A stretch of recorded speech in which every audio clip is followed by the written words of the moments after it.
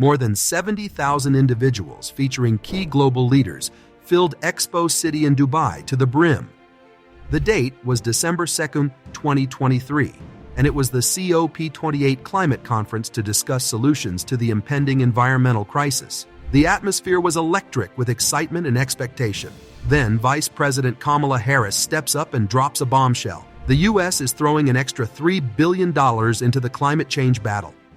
Today, I am also proud to announce a new $3 billion pledge to the Green Climate Fund.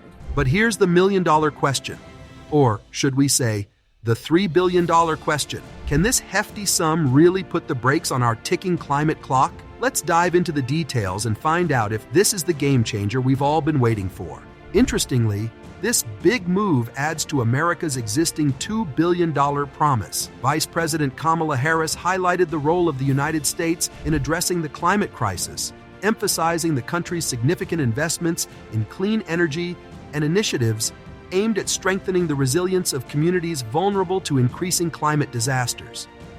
This move is especially noteworthy, given the recent criticisms the U.S. has faced from some climate experts and advocacy groups. Earlier in the week, these groups labeled the U.S.'s contribution of $17.5 million to a new fund designed to aid developing countries with climate disaster impacts as insufficient and disappointing. Vice President Kamala Harris emphasized significant progress in climate action by the United States during her speech. She proudly pointed to the substantial investments made through the Bipartisan Infrastructure Law and the Inflation Reduction Act. Harris highlighted the growth in renewable energy, mentioning the establishment of numerous solar panel and wind turbine projects, along with the expansion of electric vehicle and battery manufacturing. Additionally, she spoke about new measures to protect natural habitats and communities from the severe impacts of climate change, such as extreme weather events and rising sea levels. The Vice President underscored the urgency of addressing climate change, stating, "Today we are demonstrating through action how the world can and must meet this crisis. This is a pivotal moment." U.S. officials also announced that the Environmental Protection Agency has finalized a rule expected to cut methane emissions by nearly 80% in the oil and gas sector. The county has been steadily moving towards eliminating coal, known for having the largest impact on the climate, from its energy mix. The shift away from coal began over 10 years ago, largely driven by the surge in natural gas production. More recently, the affordability of renewable energy sources like wind and solar has made it increasingly difficult for coal to compete. According to data from the Energy Information Administration, there has been a significant reduction in coal-fired power in the U.S. over the past decade, which is impressive, right? She emphasized that the situation is critical, saying, "The clock is no longer just ticking, it's banging." Harris stressed the need for immediate and substantial action, pointing out that incremental steps are no longer sufficient to tackle the enormity of the challenge. Harris called on countries worldwide to approach the climate crisis with boldness and determination. She framed it as an existential threat that demands serious attention and action, describing it as a responsibility and not merely a choice.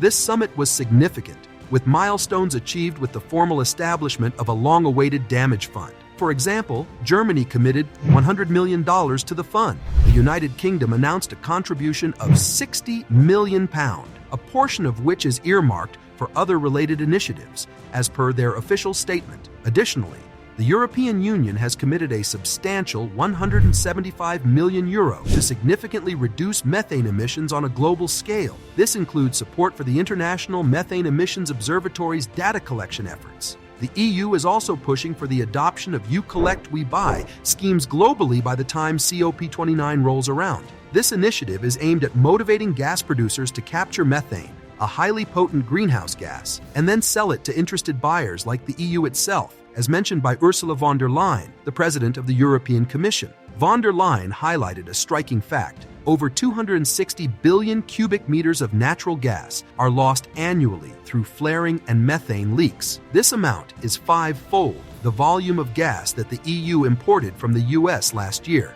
In a related development, US climate envoy John Kerry announced that over $1 billion in grants have been gathered by the US, EU, and various philanthropic sources to tackle methane emissions. This funding is particularly targeted towards low and middle-income countries, Major energy companies such as Equinor, Total, BP, Shell, Eni, and Occidental Petroleum have each pledged $25 million to support this initiative and provide technical assistance. Sultan Al Jaber, the president of COP28, announced that his country will donate $100 million to a World Bank fund dedicated to reducing methane emissions. He also emphasized the need for more robust and comprehensive national goals to lower emissions. Meanwhile, European Commission President Ursula von der Leyen also shared that the EU plans to invest €2.3 billion over the next 2 years from its budget. This investment will be distributed to neighboring regions and countries worldwide to aid their transition to sustainable energy sources. Von der Leyen praised the commitment of over 110 countries to significantly increase their use of renewable energy and double their energy efficiency by the end of this decade. She stressed that this commitment should be reflected in the final outcomes of COP28, stating, "It is an essential contribution to phase out fossil fuels in the world's energy mix. We need to unlock the necessary financial support for countries that need it." The United Nations has initiated the Industrial Transition Accelerator to spur decarbonization in sectors like energy, industry, and transportation. This program is focused on assisting high-emission companies in their efforts to reduce their carbon footprint. Mark Carney, the UN Secretary-General's Special Envoy for Climate Action and co-chair of the Glasgow Financial Alliance for Net Zero, highlighted the challenges faced by these industries. He pointed out that, despite understanding the necessary changes, these sectors often struggle to secure the necessary investments for significant emission reductions. In another significant development, ExxonMobil Corp., Saudi Aramco, and 48 other oil and gas producers have committed at the COP28 summit to reduce emissions from their operations. This pledge, led by the world's largest private and state sector oil companies, includes measures to significantly reduce methane emissions by 2030 and eliminate routine flaring of natural gas. However, this agreement has sparked controversy since it does not include a commitment to reduce oil and gas production, which was sad. China's climate change envoy, Xie Zhenhua, emphasized the need for a universal standard defining green and low-carbon products to facilitate easier trade between countries.